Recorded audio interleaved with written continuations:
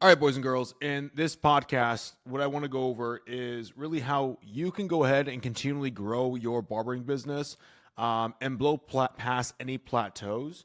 That way, you don't, let's say, either get comfortable or reach a certain level and take a downturn. And after working with barbers for the last 5 or 6 years, helping them grow and scale to 20 and 30K months overall, I've seen like a lot of barbers do this kind of trajectory. And if you're watching on Spotify, I'll be doing a visual example as well too. So I highly recommend you go on Spotify and look at the visual examples. Apple Music, you guys got to use your imagination on this one, right? But what a lot of barbers do is they will start, and we'll just say like this is graph, right? So this is time, and then this is going to be, let's say, results, right? Or we can just call this like growth, right? And so whenever we start working with a barber, or I start working with a barber inside elevated membership, they always start this zero mark right here. And then after a while, what we do is like there's a little bit of time. There's like again too. There's some progress upwards. It's not bad, but eventually we're gonna hit like a really good curve and get some exponential returns. That's obviously why barbers work with us in the first place. And you'll see their growth uptick like this, like really, really steep and sharp, right? But what we notice after a typical while is sometimes some barbers, right, they'll have this growth, but this growth is never it's never constant, right? And I think that's what a lot of barbers don't understand is once you have uptick growth, there's different levels that will knock you back down and different things. Now, what a lot of barbers do is once they get this uptick of growth, what happens is they start to stagnate and they start to trail off. And even though where they're at up here is better when they were at when they started, they are basically in the same position before they even started working with us because they have a plateaued business or they're not growing the business the way they want to. And this is for a couple reasons, right? Reason number one is what I look at always is whenever somebody comes in, they have a goal. Everyone puts the goal at a numerical value. We have to do that to begin with. You have to have a numerical value goal to be even start with because as humans, we need something to measure ourselves with, right? And so what a lot of barbers do is they'll put themselves and attach themselves to a goal. This could either be price. This could either be let's say even income as well too. It could even be new clients booked, right? But what happens is because you become so fixated on these three items right here, once you attain any one of these three items, that's when an individual starts to taper off. And it's natural to happen, right? You're the feeling of oh, I've made it, or oh, okay, this is supposed to happen or continue happening occurs mentally for the barber overall. And there has to be something that beats it out. And, for a lot of barbers who don't even work with us, I think this is I would even say this is a natural growth curve of every single barber, right? Even you watching this, for those who don't work with us, you can even just take this as let's say when you first started cutting hair, right? When you first started, and then you could put where you're at right now. And you could probably imagine yourself again too. It's time after a couple years, it was slow growth. And then you had some really good uptake in growth and it's kind of stagnated off. And the thing that's frustrating about this is that it's why does this happen? Because it's not this is the only level you're supposed to be at whether it's 5K, maybe it's 7K, maybe it's 10K. This is not all that you're supposed to be at right here, right? There's more that you can get to. However, when there's barbers who are making 20K to let's say 30K per month, how is that possible? And what needs to happen in order to beat this out? And what I found is with working with barbers over the last 5 years and help them beat this thing out, even when we take them in, we help them get over this hump, is that it's not about let's say the number. The number has to be the goal, understanding, are we getting closer or farther away, right? But the thing that I've found that works really well in any realm of improving anything, right, is you don't focus on let's say the number, right? You focus on the person. And what I mean by this is this is not some woo-woo shit of I'm not a very touchy-feely guy, right? If you haven't noticed, I'm not super big into work-life balance. I think it's kind of bullshit if you ask me. I think it's for soft people who need an excuse as to why they can't be great and why they can't. They're giving reasons why they can't be great and giving reasons why they just suck at the thing and can't push themselves to do more, to be quite honest with you. But when I talk about like you got to focus on the person, you have to focus on the person, the ideal person that is worthy and like deserving of making 20 and 30K per month.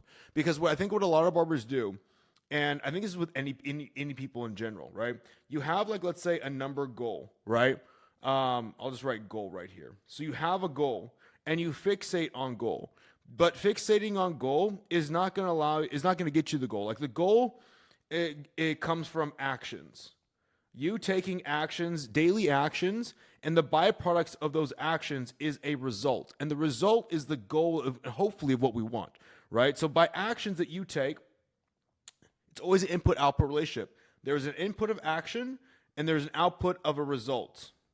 Okay? Now, whether that result is our goal or not our goal is kind of what we got to be reading on this thing. Because if it's not our goal, we're not getting closer, we have to do different actions in order to get back to this result. So when we think about this, it's not really about like making sure we can focus on the goal. It's about focusing on our actions that we can do. And more so the actions that we take every single day in that person. Like if you want to be healthy, right? If you want to be somebody who's healthy, who has the dream body that like, you know, you wish, dream, and desire, like what would this person be doing daily action-wise? It's not just about having like a six-pack, right? You can't just like imagine like, oh, six-pack, let me get this thing and all of a sudden have that, right? It's like there's daily actions. There's like you say no to certain things, foods, habits, decisions, and you say yes or do it now to other things like eating healthy food, like doing your cardio, like waking up and falling asleep on time. And so these daily actions go into making up of someone who's healthy, which is the byproduct that will having a six-pack of the body of your dreams. And when you think of it like this, right, instead of the goal, you won't really find this like tapering off. Let me go ahead and like actually draw a better graph. So you won't find if we have this time and then we have like goal / results, we have 0. You won't find yourself tapering off like this anymore because you won't get fixated on like this number goal once you hit a certain amount because you should never be satisfied. Like you should never be satisfied with who you currently are, meaning like your actions, your habits. You're always growing and becoming more, right? And so if you're always growing and becoming more, you should never find yourself tapering off or getting unfocused because there's more work to be done.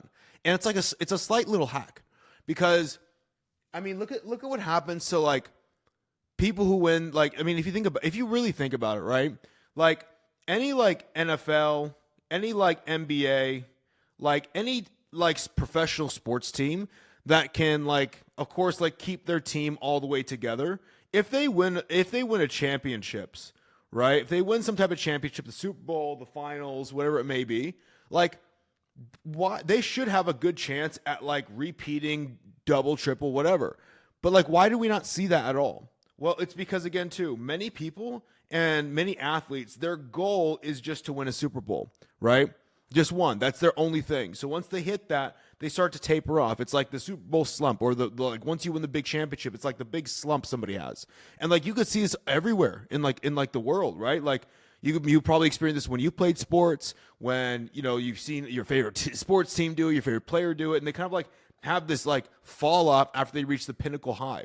And it's very rare to see someone who can continue to climb upwards after like hitting like the quote unquote numerical goal and keep going upwards. Why? Because like very few people like understand this. Like, you know who understands this? Like, I would say Jordan. I would say Brady. I would say Kobe did for sure. Because it's not about like that number. It's about like who you are and what you're becoming day in and day out in your daily habits.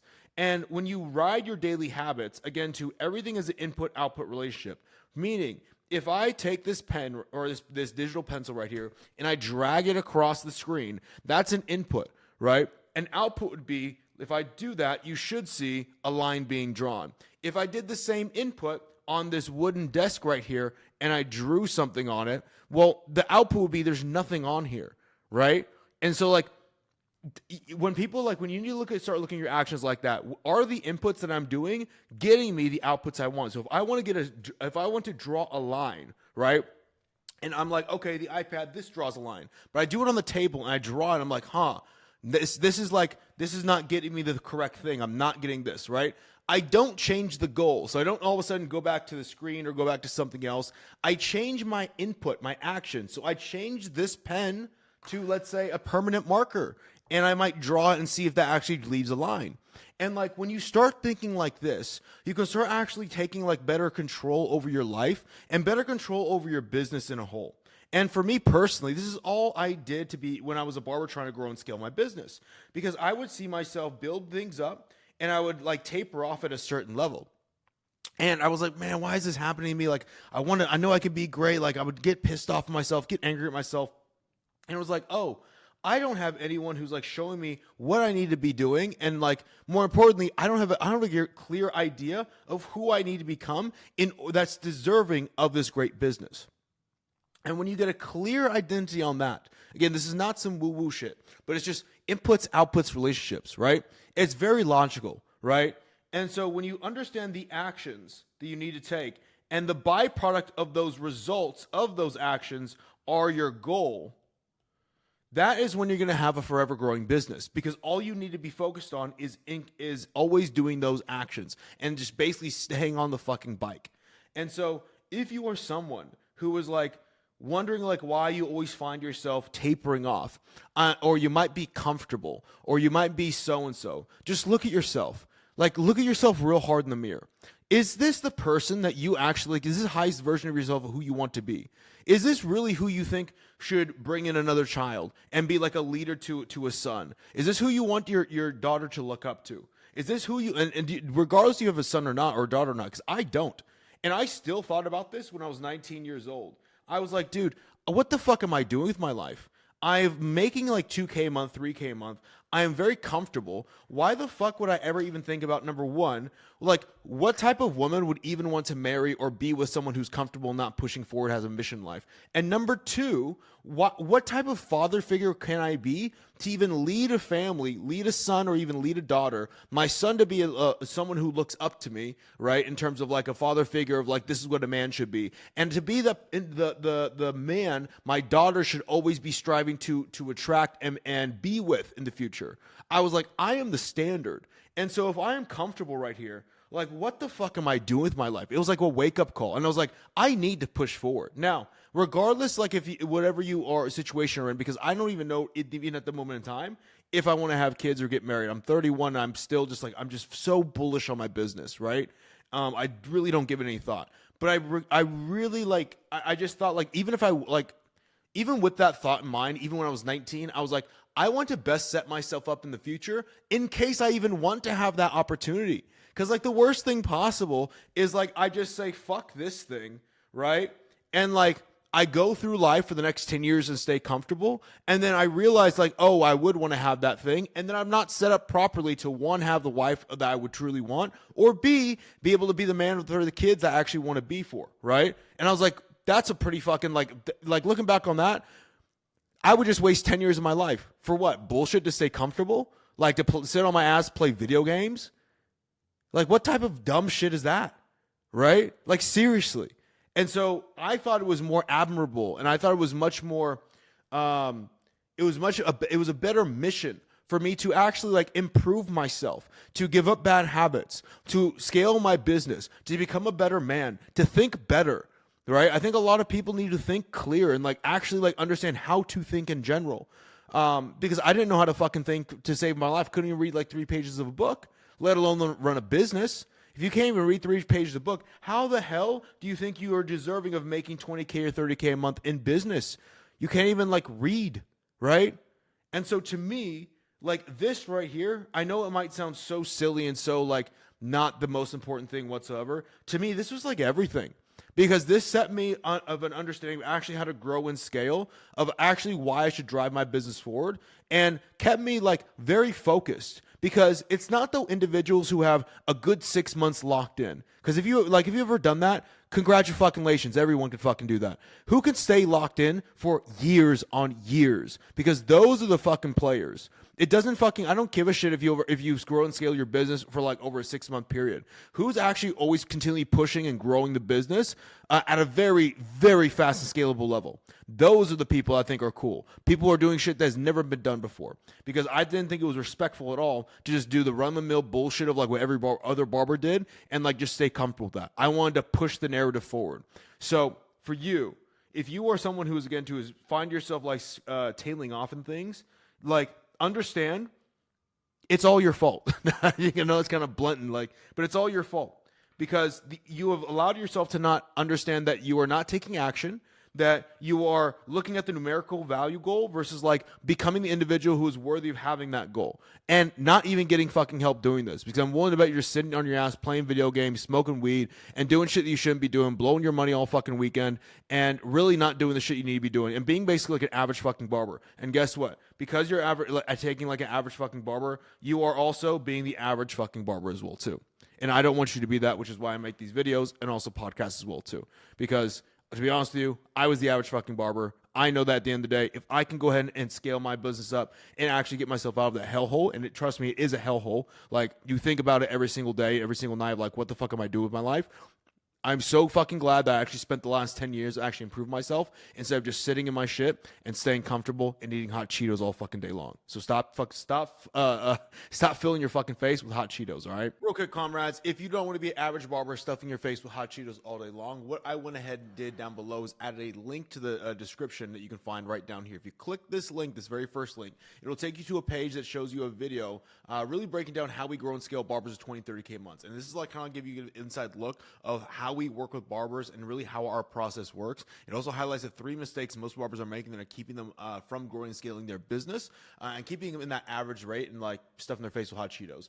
Also equally along with this as well too, if you scroll down below, I also added a video basically breaking down like what the inside of the program and what it looks like to work with us on the inside looks like. So if you're ever interested in actually working with a private client and just want to check out what that actually entails, you can check out that video down below, as well as a ton of results that we've gotten our customers overall.